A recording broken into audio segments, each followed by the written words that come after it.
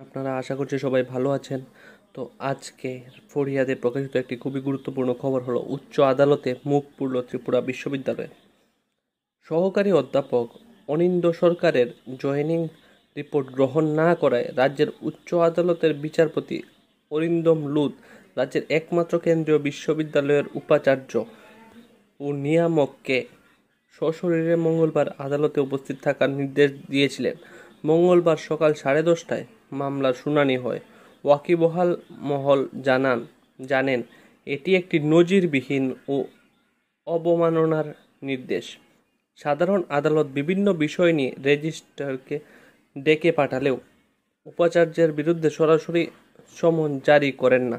কিন্তু কেন্দ্রীয় বিশ্ববিদ্যালয়টির বর্তমান উপাচার্য ও রেজিস্ট্রারের বহুভাবে বিদ্যালয়ের নিয়মকানুনকে বুড়ো আঙুল দেখিয়ে পদ্মবনে মুক্ত হস্তির ন্যায় বিচরণ করে চলেছেন।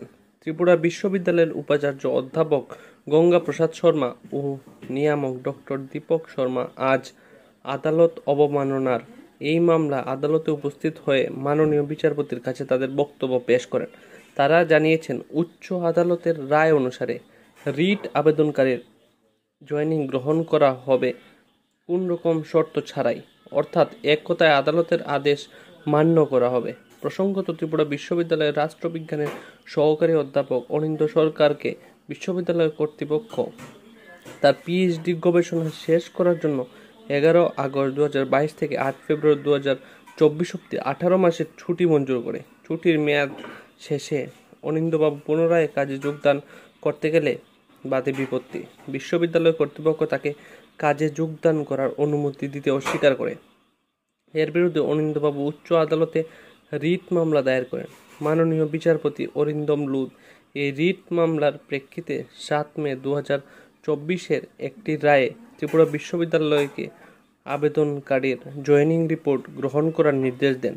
এক বিচারপতির এই রায়ের বিরুদ্ধে ত্রিপুরা বিশ্ববিদ্যালয় রিট পিটিশন দাখিল করে, কিন্তু ডিভিশন বেঞ্চ এই রায়ে কোনো হস্তক্ষেপ করেনি। ইতিমধ্যে আবেদনকারী অনিন্দ্য সরকার বিশ্ববিদ্যালয় কর্তৃপক্ষের বিরুদ্ধে এই মর্মে আদালত অবমাননার মামলা দায়ের করেন যে আদালতের নির্দেশ সত্ত্বেও তাকে কাজের পুনরায় যোগদান করতে দিচ্ছে না বিশ্ববিদ্যালয় কর্তৃপক্ষ। তারপর বিশ্ববিদ্যালয়ের উপাচার্য এবং নিয়ামকের বিরুদ্ধে আদালত অবমাননার নোটিশ জারি করেন মাননীয় বিচারপতি অরিন্দম লুত। 5 আগস্ট বিশ্ববিদ্যালয়ের নিয়ামক সহ অধ্যাপককে জানান এই কার্য সমিতির চূড়ান্ত সিদ্ধান্তের সাপেক্ষে তাকে কাজে যোগদান করার অনুমতি দেওয়া হচ্ছে। 5 আগস্ট আদালত অবমাননার মামলায় নিয়ামকের আদেশে উচ্চ আদালতের নজরে এলে আবেদনকারীর পক্ষে সওয়াল করা হয় যে আদালত অবমাননা করা হয়েছে।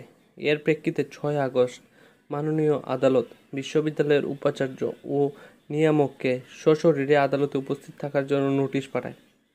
মঙ্গলবার উপাচার্য ও নিয়ামক উচ্চ আদালতে উপস্থিত হয়ে জানান যে 5 আগস্টের নিয়ামকের আদেশ সংশোধন করা হবে এবং উচ্চ আদালতের নির্দেশক্রমে বিনা শর্তে সহ অধ্যাপকের জয়েনিং 9 ফেব্রুয়ারি 2024 থেকে গ্রহণ করা হবে।